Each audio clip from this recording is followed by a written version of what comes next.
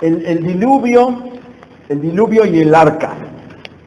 Sin duda que esta es una de las historias bíblicas más conocidas por todas las personas. Sin duda que yo diría que a nivel mundial, ¿verdad? La mayoría conoce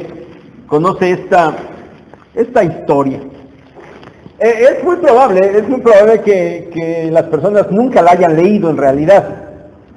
Es más, es posible que ni siquiera la conozcan bien. Pero como ya dije, sin duda que la inmensa mayoría de las personas ha escuchado de este asunto del diluvio y del arca. Pero, saben, además de ser ampliamente conocida, igualmente es ampliamente cuestionada y hasta ridiculizada. Porque la inmensa mayoría de las personas cuando escuchan esta historia, pues simplemente no creen que esto haya podido suceder realmente. ¿Saben?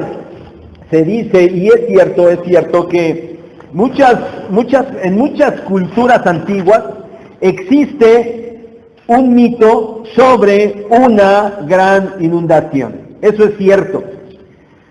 La mayor de estas historias, la mayor de estos mitos, es una llamada, que se encuentra en una historia llamada la epopeya de Gilgamesh. Esta es una historia sumeria muy, muy antigua.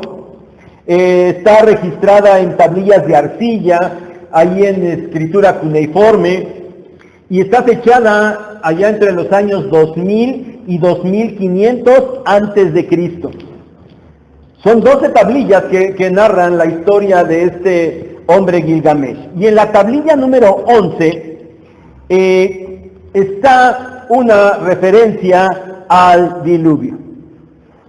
Bueno, este relato sumerio y el resto de los relatos en todas las culturas antiguas están catalogadas como un mito. Y se dice que ya que esta historia de Gilgamesh, esta epopeya de Gilgamesh es tan antigua, más antigua que los escritos bíblicos, bueno, dicen los detractores que los hebreos simplemente tomaron el mito de Gilgamesh y le hicieron las adaptaciones que creyeron pertinentes, que les gustaron, que les convenía, y entonces lo escribieron, y de esa manera surgió el mito del relato bíblico del diluvio. Espero que se hayan dado cuenta que empecé hablando de la historia del diluvio. Y luego empecé a usar la historia del mito del diluvio. ¿Saben?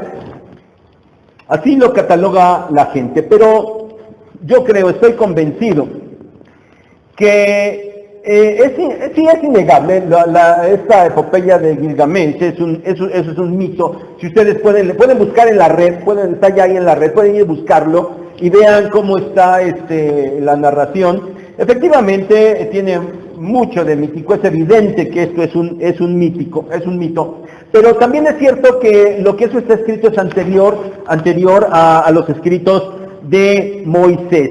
Pero, como les digo, aquel precisamente sí, efectivamente es un mito, pero años después, cuando Moisés escribe, Moisés narra la historia verdadera. El mito surgió, el mito allá de los sumerios, sin duda que surgió por un hecho histórico real que fue deformado, muy anterior a estos sumerios. Y lo transmitieron de esa manera, pero después cuando aparece Moisés ya en escena, bueno, él escribe la historia verdadera. Porque el diluvio sucedió, porque el diluvio fue un acontecimiento real. El libro de Génesis nos narra la historia verdadera. Y hermanos, esta es la historia en la que nos corresponde meditar en esta mañana.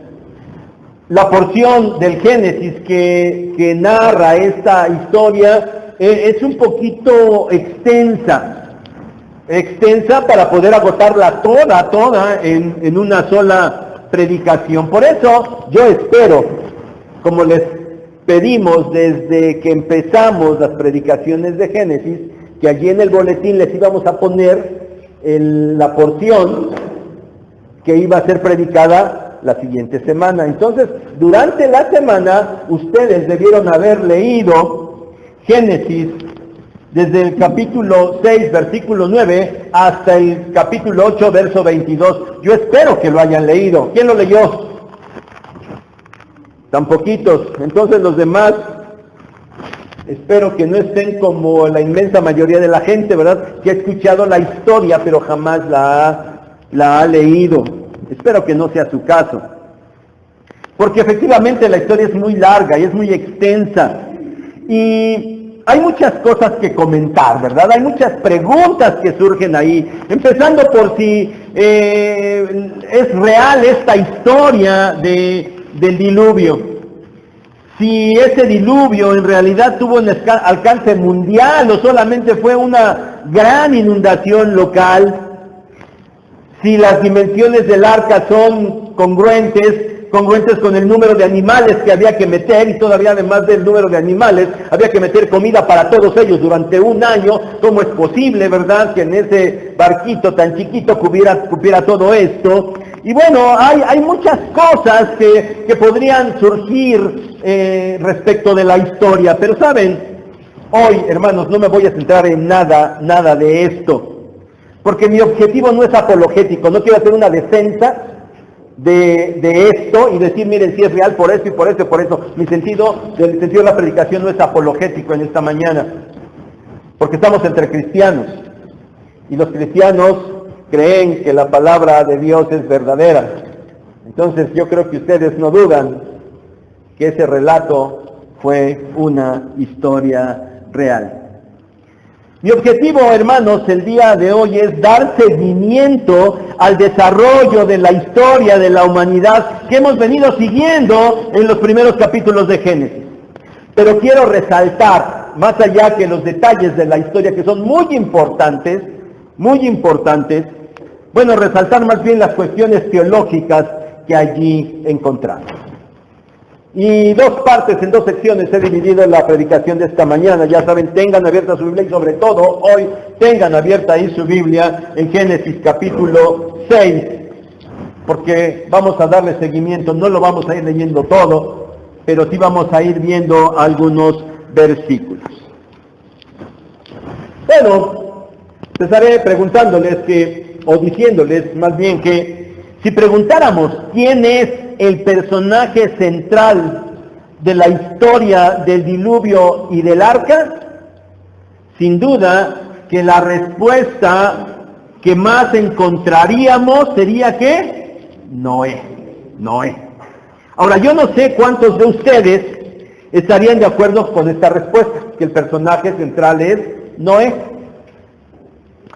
Bueno, no quiero decepcionarlos, pero Noé no es el personaje central de la historia. El personaje central de la historia es Dios. Al igual que en el resto de las narraciones bíblicas. En esta historia, el personaje central es Dios. Así es de que pongamos atención, en primer lugar, lo que esta narración nos dice acerca de la revelación del carácter de Dios. Veamos lo que esta historia nos dice. El diluvio, hermanos, el diluvio fue un acto judicial de Dios, que no se les olvide. Por eso la predicación se titula El castigo del diluvio. Porque efectivamente el diluvio fue un acto judicial de Dios. Porque Dios es justo y Él aplica la justa retribución al pecado. Por eso, la primera cosa que podemos encontrar en esta historia es el juicio de Dios. Dicen ahí los versículos 11 al 13 que la humanidad estaba corrompida delante de Dios y llena de violencia. Eso nos dicen los versículos 11 al 13. Miren, la raíz del verbo hebreo que se traduce aquí como corromper es decaer, y se refiere a un decaimiento que conduce a la ruina. Estaba en una posición, alguien que está en una posición empieza a decaer a tal grado que llega a la ruina total. Ese es el sentido del verbo corromper. Por otro lado, la humanidad estaba en violencia, y violencia a lo mejor nos suena como que se estaban peleando, lo que vemos hoy, que muertos por todos lados, enfrentamientos. A lo mejor eso es lo que nos suena la palabra violencia, pero en la palabra hebrea que aquí se emplea hace alusión a la ruptura del orden divino. Nosotros leemos ahí violencia. Bueno, la ruptura del orden divino. Esto causa invariablemente una afrenta a Dios, interrumpe la relación con Él e impide su bendición. Es decir, la humanidad fue decayendo de tal manera que llegó a estar en la ruina total.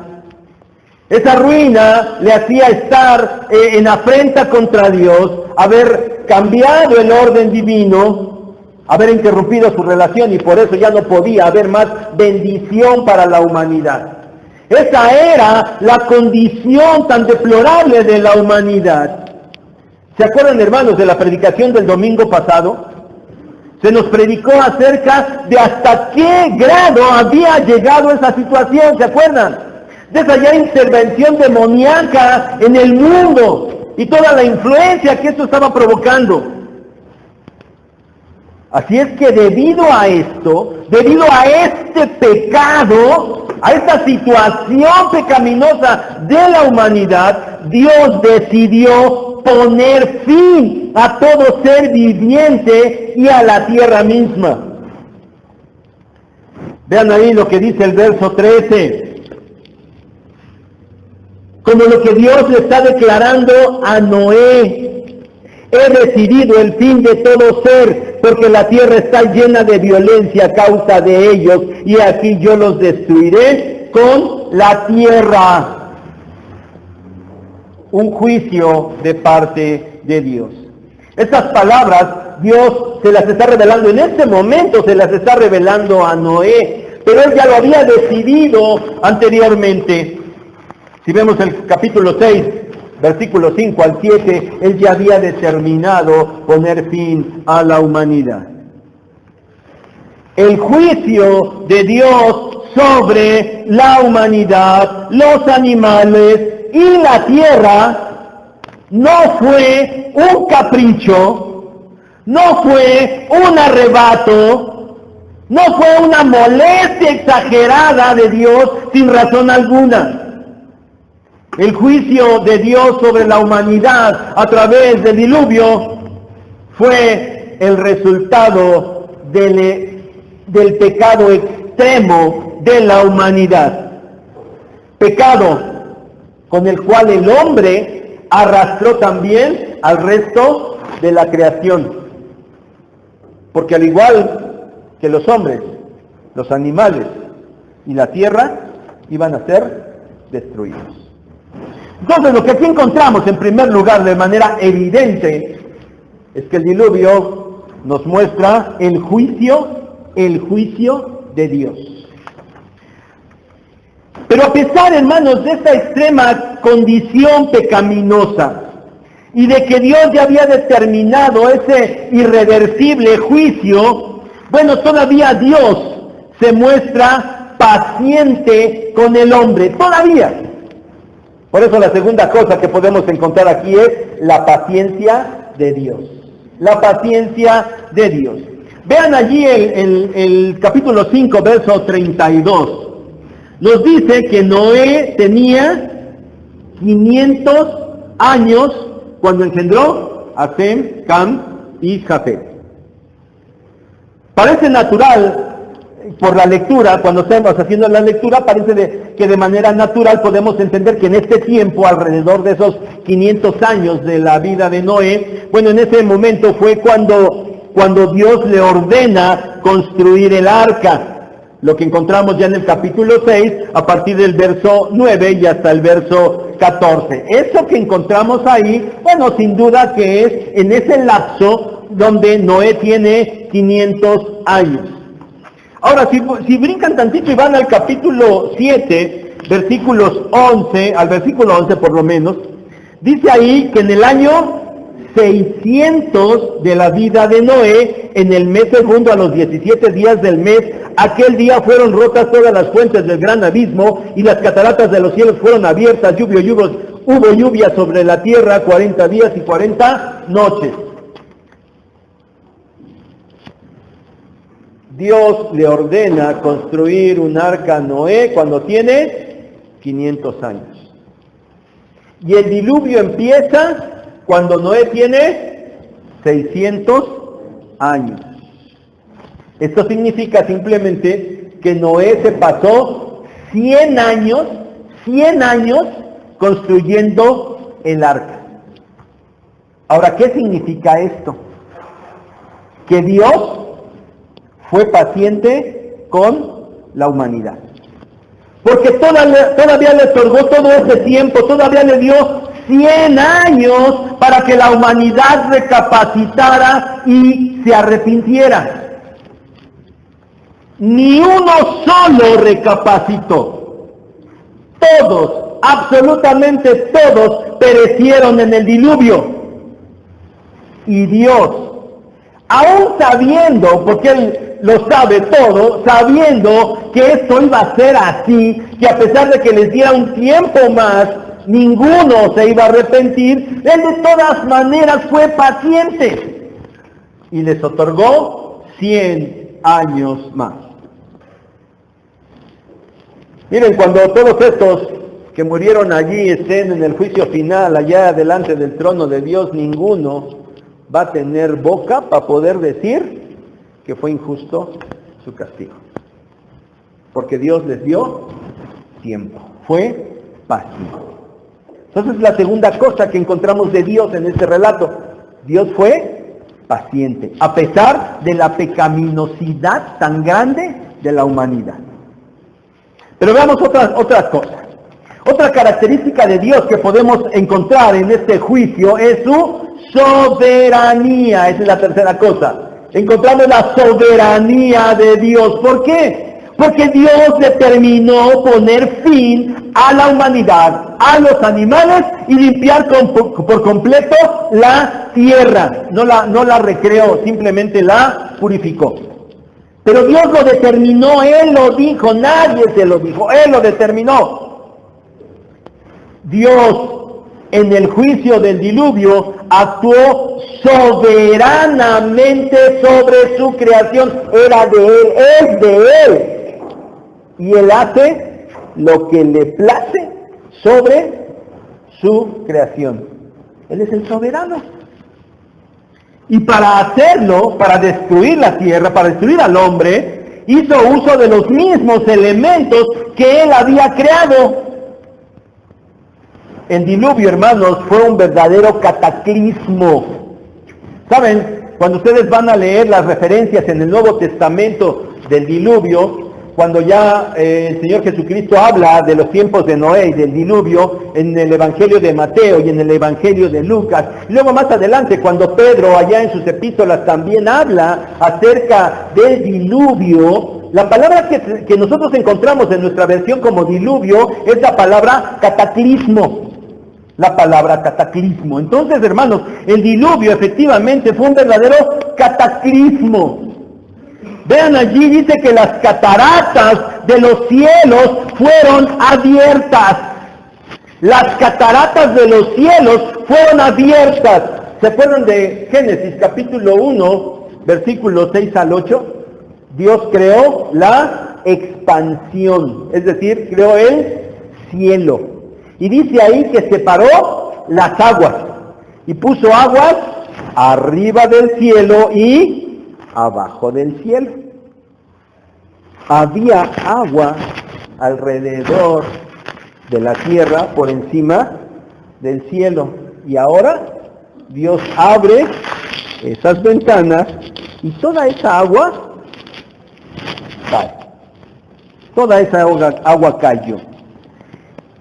Con ese cataclismo las aguas de arriba se derramaron, pero también dice que surgieron de abajo porque fueron rotas todas las fuentes del grande abismo.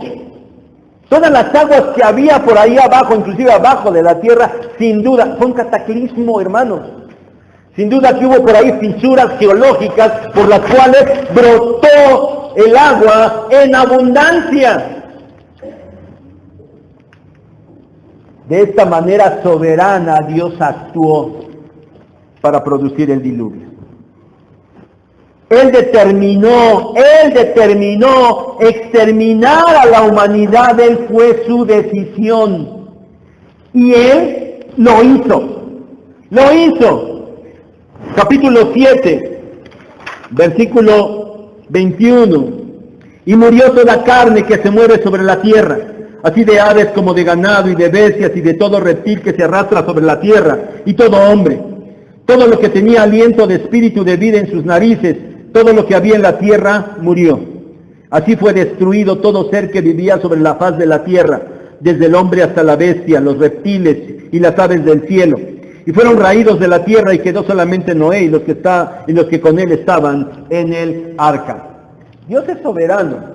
Dios determinó destruir a la humanidad y lo hizo. Por eso utilizó los elementos de su creación, porque todo es suyo y Él lo utiliza como Él quiere. Dios hace todo lo que Él quiere. Él es soberano. Pero, como ya dijimos, de ninguna manera esta destrucción fue por un capricho. Solamente la actuación de su perfecta justicia. La soberanía de Dios entonces es la tercera cosa que podemos ver en el relato.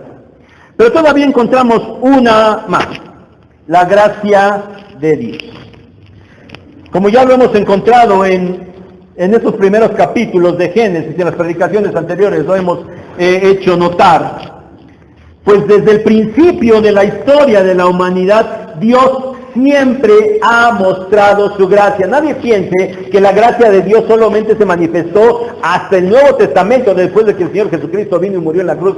Entonces se manifestó la gracia de Dios. No es cierto, la gracia de Dios se ha estado manifestando desde el principio de la historia de la humanidad. Y en este acto de justicia, que fue el diluvio, con todo y que fue un acto terrible, porque es un acto terrible para la humanidad, de todas maneras, aquí también se manifestó la gracia de Dios.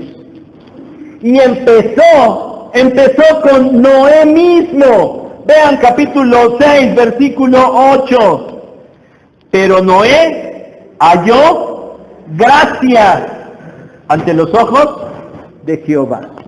Noé halló gracia ante los ojos de Dios. ¿Se acuerdan? Noé pertenecía a la descendencia de Set, aquella descendencia de hombres que invocaban el nombre de Dios. Eran hombres justos, pero no podemos pensar, por favor que nadie piense que Noé fue elegido para salvación porque era bueno. Nadie piense eso, por favor. ¿Por qué Dios eligió a Noé y lo salvó? Porque era muy bueno. No. Porque Dios le otorgó su gracia. Por eso, capítulo 6, versículo 9. Dios le otorgó su gracia y entonces Noé fue declarado un varón justo. Dios justificó a Noé por gracia. Dios justificó a Noé por gracia. Y hermanos, Dios ha actuado siempre de la misma manera con los que Él elige. Para nosotros hoy en día esta doctrina pues ha sido ya totalmente revelada. No nos suena extraño esto que les estoy diciendo. Nosotros lo tenemos perfectamente establecido allí en el Nuevo Testamento. Los escritos de Pablo nos hablan, nos clarifican abundantemente esta doctrina. Romanos, Gálatas y el resto de sus escritos. La justificación es por gracia. Si se dan cuenta, desde ese momento, aunque la doctrina obviamente en Génesis no la vamos a encontrar tan claramente, pero de esta manera sí nos podemos dar cuenta que Dios estaba obrando su gracia y a través de esa gracia justificando a Noé. Siempre ha sido así, nunca ha sido de otra manera. Pero hermanos, la gracia otorgada a Noé se extendió en gracia para toda la humanidad. ¿Por qué? ¿Por qué no los mató Dios a todos? Pues sí, pero a través de ese hombre, a través de Noé, Dios preservó a la humanidad y le otorgó una nueva oportunidad. Porque Dios bien pudiera haber hecho como con Enoc y se lo hubiera llevado a Noé, que era justo que halló gracia a sus ojos, y destruir a todos y la humanidad se acabó. Pero Dios mostró su gracia porque dejó a Noé y darle una nueva oportunidad a la humanidad. Pero hermanos, la gracia de Dios también se manifestó a través del arca. Dios le dio a Noé las instrucciones precisas de cómo tenía que construirla. Son tan precisas las instrucciones que hoy en día, quien tenga los recursos y el tiempo suficiente, pudiera ponerse a construirla con lo que la Biblia dice, sin ningún problema. Podría hacerlo. Dios dio las instrucciones precisas para la construcción del arca. ¿Y saben qué significa esto, hermanos? Que Dios proveyó el medio para la salvación de la humanidad. Dios proveyó el medio para la salvación de la humanidad. Más adelante hablaremos del medio total, completo, que Dios siguió proveyendo en gracia. Pero ahora, en esta historia, por lo menos en el arca. La gracia de Dios se manifestó en el resto de la creación, porque salvó a los animales y purificó la tierra. 2 de cada uno tenían que ser llevados. Pero, a ver, una observación sencilla. Vean el capítulo 7, versos 15 y 16. Vinieron pues con Noé al arca de 2 en 2 de toda carne en que había espíritu de vida. Y los que vinieron, macho y hembra de toda carne, vinieron, como le había mandado Dios. Y Jehová cerró la puerta. Yo no sé si alguien se imaginaba que ahí anduvo Noé con su casco de cazador y su red, y ahí andaba atrapando los animales. No pasó así, Los animales vinieron. Dios los trajo. Ya dijimos que Él es soberano, ¿verdad? Él manda sobre su creación. Él los trajo. Y a través de eso Dios salvó también al resto de la creación. Pero la gracia de Dios también se manifestó en la promesa que hizo a Noé de no volver a destruir al hombre de la misma manera. Es decir, ya no iba a haber una inundación mundial, ya no iba a ser de esta manera. Capítulo 8, verso 21, encontramos esta promesa de Dios. No volveré más a maldecir la tierra por causa del hombre, porque el intento del corazón del hombre es malo desde su juventud. Ni volveré más a destruir todo ser viviente como he hecho. Es decir, ya no iba a haber diluvio. La gracia de Dios se manifestó. Y hermanos, ha actuado a lo largo de la historia de la humanidad. Y en medio de este terrible juicio, también podemos encontrar la manifestación de la gracia de Dios. Resumiendo esta primera parte, el juicio de Dios mediante el diluvio nos muestra la justicia, la paciencia, la soberanía y la gracia de Dios. El diluvio fue una maldición para la humanidad. Fue el castigo por el pecado. Pero a pesar de eso, nada, absolutamente nada puede opacar los perfectos atributos de Dios y la manera en que esos atributos se manifiestan, sin que uno de ellos sea mayor que otro. Porque todos los atributos de Dios están y actúan en una perfecta armonía. ¡Cuán grandiosa, hermanos! ¡Cuán grandiosa e insondable es la manera de actuar de nuestro Dios!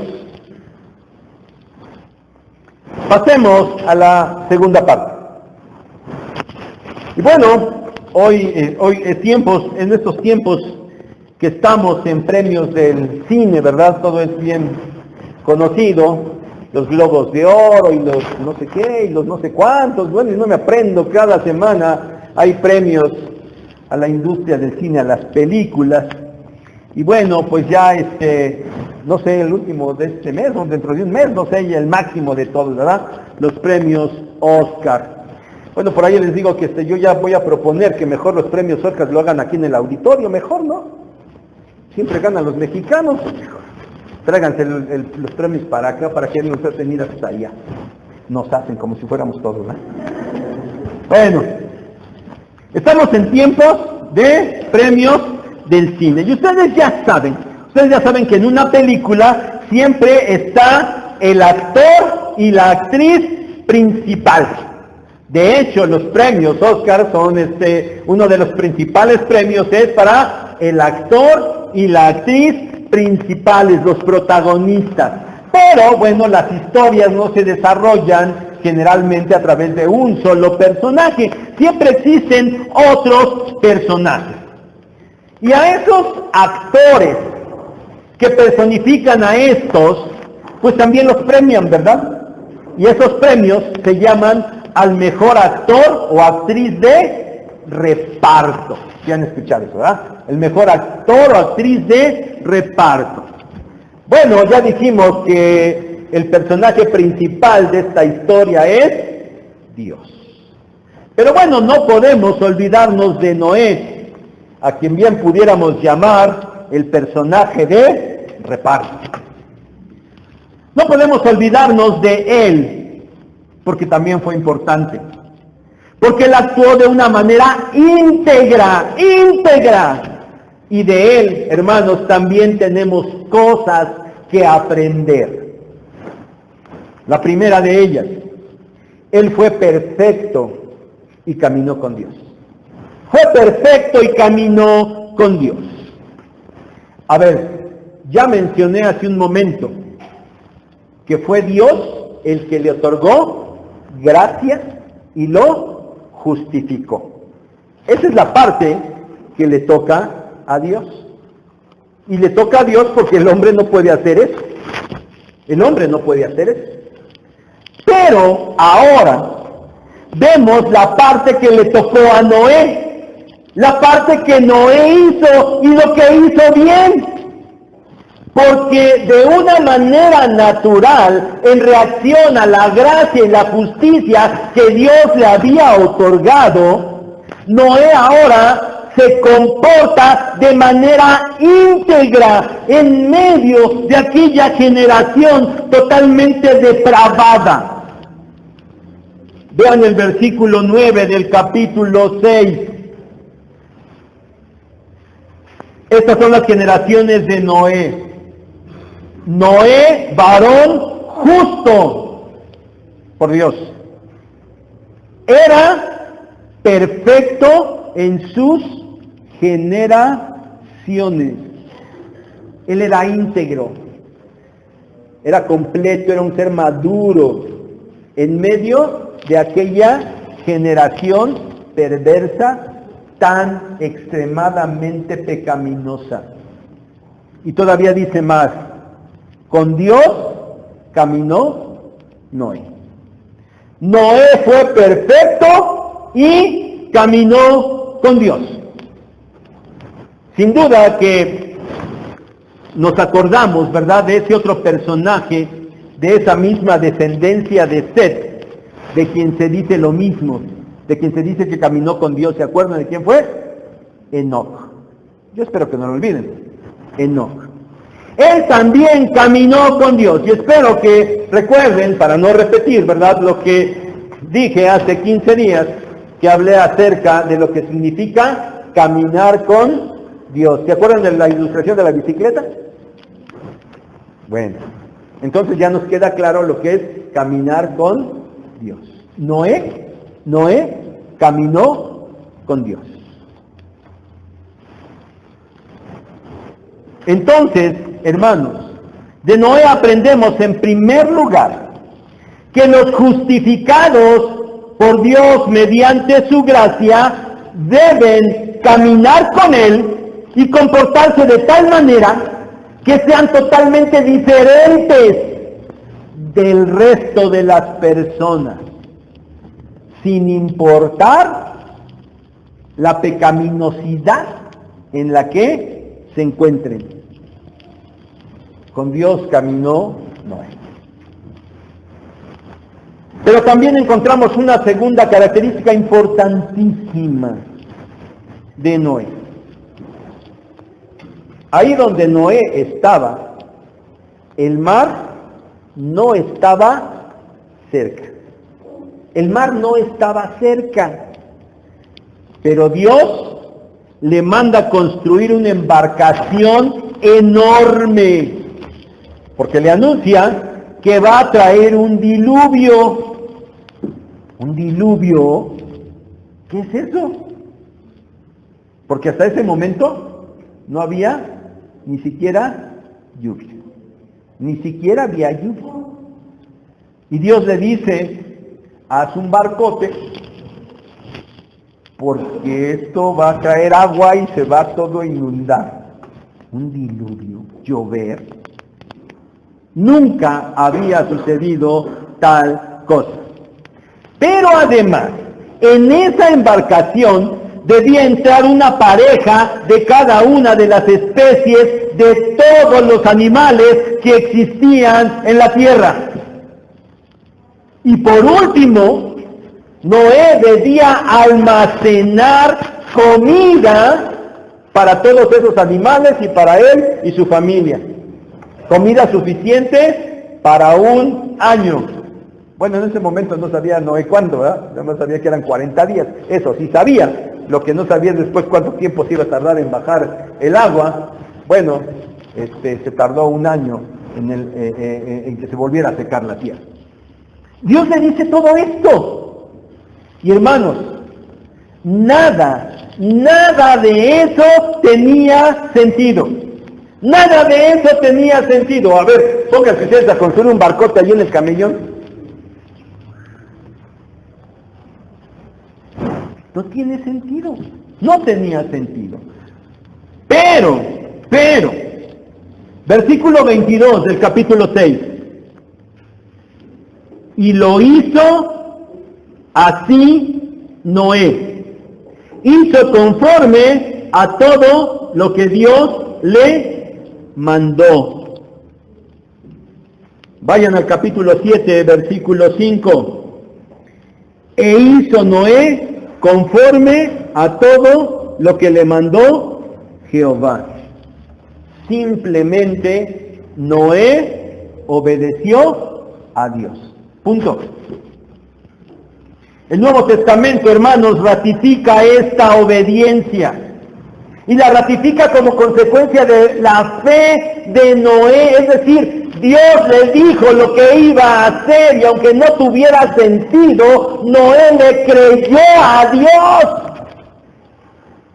Y por eso lo obedeció. Hebreos 11:7, no lo busquen para que no se vayan del pasaje de Génesis. Hebreos 11:7 dice, por la fe Noé, cuando fue advertido por Dios acerca de cosas que aún no se veían, con temor preparó el arca en que su casa se salvase, y por esa fe condenó al mundo y fue hecho heredero de la justicia que viene por la fe. Hermanos, Noé obedeció sin chistar. Sin chistar. Todos queremos que cuando les ordenamos algo a nuestros hijos, lo hagan rápido y sin reclamar. Y lo hagan bien, ¿no es cierto? Todos queremos que lo hagan así. Pero cuando se trata de que nosotros adultos obedezcamos a Dios, entonces los parámetros cambian, ¿verdad? Entonces sí, ya se vale desobedecer. ¿Cuánto tenemos que obedecer, que aprender de Noé en cuanto a la obediencia? Pero una tercera y última cosa con respecto a Noé. ¿Qué sucedió durante los 100 años en los que estuvo construyendo el arca?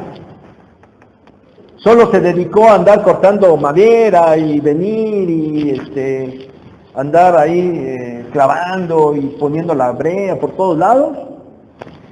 Bueno, Génesis, hermanos, Génesis no nos da detalles de qué hizo Noé durante esos 100 años. Pero saben, si encontramos la respuesta ya en el Nuevo Testamento. Y aunque no es parte del relato de Génesis, yo quiero compartírselos porque es importante que lo señalemos. Mientras Noé construía el arca, se ocupó de proclamar la justicia de Dios para advertir a sus contemporáneos sobre su maldad y sobre el juicio que venía sobre ellos y para invitarlos al arrepentimiento. Durante 100 años, Noé se ocupó de estar predicando el arrepentimiento por su pecado. Noé fue el medio de Dios. Y específicamente, de acuerdo a lo que nos dice la primera carta de Pedro, capítulo 3, versículos 18 al 20, uno de los pasajes más difíciles de interpretar de la Biblia, este pasaje. Bueno, ahí nos dice que Noé fue el medio del Espíritu del Señor Jesucristo para predicar a aquella generación perversa. No la busquen, se los leo, simplemente anótenla y la revisan en su casa. Dice, porque también Cristo padeció una sola vez por los pecados, el justo por los injustos, para llevarnos a Dios, siendo a la verdad muerto en la carne, pero vivificado en espíritu, en el cual también fue y predicó a los espíritus encarcelados, los que en otro tiempo desobedecieron, cuando una vez esperaba la paciencia de Dios en los días de Noé, mientras preparaba el arca. El Espíritu de Cristo se presentó en ese tiempo y predicó a esa generación. ¿Cómo lo hizo? A través de Noé. A través de Noé. Por eso dice la segunda carta de Pedro, capítulo 2, verso 5, que si no perdonó al mundo antiguo, es decir, Dios no perdonó al mundo antiguo, sino guardó a Noé, pregonero de justicia. Ahí está el título de Noé, pregonero de justicia. Durante ese tiempo, la paciencia de Dios dándole oportunidad a la humanidad todavía de arrepentimiento. ¿Cómo? A través de la predicación de Noé. ¡Qué tremendo papel y qué privilegio el de Noé! Un medio perfectamente eficaz en las manos de Dios para proclamar su mensaje de invitación al arrepentimiento. Díganme si no tenemos que aprender mucho de Noé. Resumiendo esta segunda parte, diremos que Noé caminó con Dios, obedeció a Dios y predicó la justicia de Dios a su generación. Hermanos, ¿lo pueden percibir? ¿Pueden percibir lo que se dice de Noé? Lo que Dios esperaba, vio en Noé. Y ahora pudieran percibir que no es diferente de lo que se espera de nosotros y lo que se nos ordena a nosotros. Caminó con Dios, obedeció a Dios y proclamó el arrepentimiento, el mensaje. ¿No se pide lo mismo de nosotros? Que vivamos en santidad, que andemos rectamente delante de Dios y que proclamemos el Evangelio. Hermanos, qué gran ejemplo tenemos en Noé. Concluyamos. Muchas personas no creyentes en Dios, generalmente no creyentes en Dios, y otras, aunque manifiesten creer en Dios, pero no tienen un verdadero conocimiento y mucho menos una relación con Dios, muchas de esas personas, no por un deseo sincero de aprender, de saber, de conocer, sino con un deseo más bien de atacar a Dios, su palabra y a los que creemos en Él, la gente suele cuestionar el por qué, si Dios es tan bueno, por qué si Dios es amor, permite tanta maldad en el mundo. ¿Han escuchado ese cuestionamiento? Seguro estoy que sí. Ellos cuestionan el por qué, si es que Dios es tan poderoso, no acaba de una vez con toda la maldad del mundo. Ellos se preguntan eso y lo cuestionan de mala manera, con malos propósitos.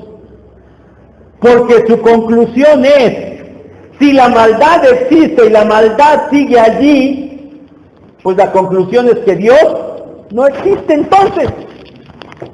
Y si acaso existe, no es ni tan poderoso ni tan bueno como lo presentamos los que creemos en Él. Esa es la conclusión a la que llegan. Pero están totalmente equivocados. Dios sí existe. Y Dios es amor. Y Dios es bueno. Y Dios es todopoderoso.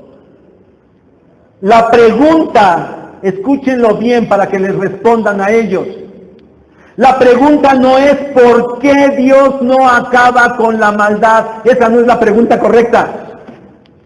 La pregunta correcta es ¿cuándo Dios va a acabar finalmente con la maldad? Esa es la pregunta correcta. ¿Cuándo Dios va a acabar con la maldad? Porque Dios le va a poner fin. En aquel momento fue parcial, fue momentáneo, pero va a llegar el momento en que Dios va a acabar totalmente con la maldad. Y pobres de aquellos que se la pasan cuestionando a Dios, porque van a ser arrastrados en el mismo juicio de perdición. El juicio de Dios llegó sobre el pecado en los tiempos de Noé a través del diluvio. Y la humanidad pecadora fue destruida. La condición actual de la humanidad es igual a la de los tiempos de Noé. La humanidad hoy está corrompida, está llena de violencia. Ha decaído a ese grado tan lamentable por haber sacado a Dios de su vida. Pero las cosas no van a permanecer así siempre.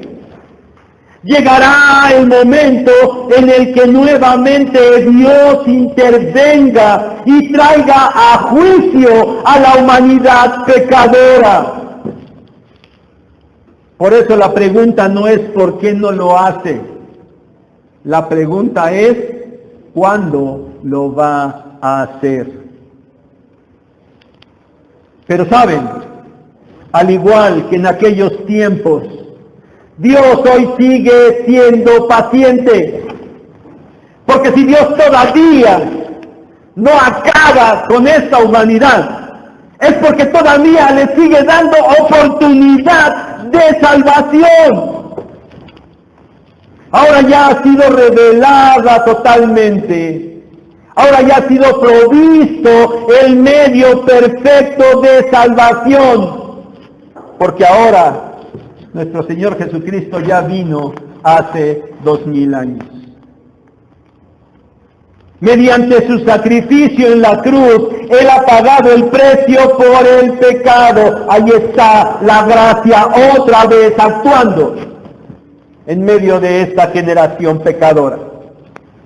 El juicio de Dios va a llegar, pero la paciencia y la gracia de Dios siguen vigentes.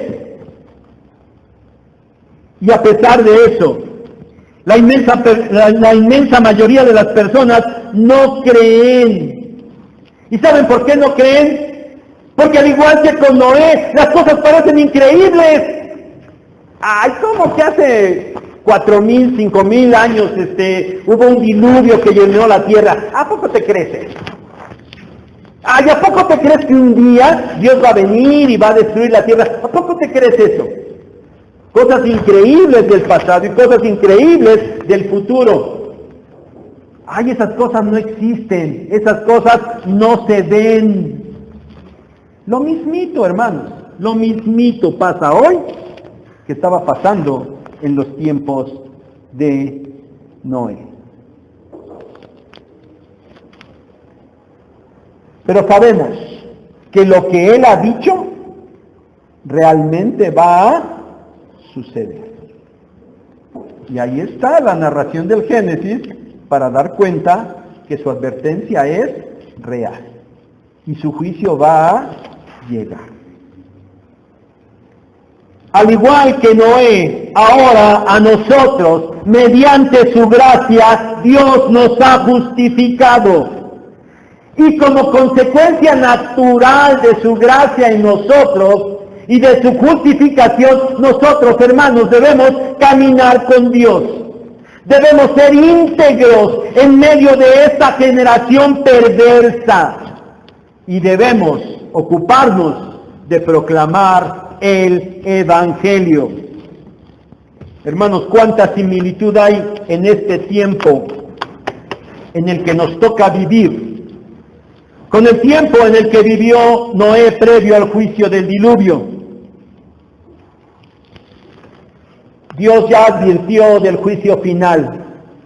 Y estamos en los tiempos previos a ese tiempo final. Y Dios hará lo que ha dicho, porque Él es veraz, justo y soberano. Ahora, la pregunta para nosotros es, ¿seguiremos el ejemplo de Noé y haremos lo que nos corresponde? Yo espero que así sea. Gracias, Padre, por tu palabra. Gracias por toda esta historia que estamos seguros es verídica. Y gracias, Señor, porque la has dejado ahí para nuestra enseñanza, y gracias por lo que en esta mañana hemos podido aprender o recordar acerca de ella. Gracias en el nombre de nuestro Señor Jesucristo. Amén.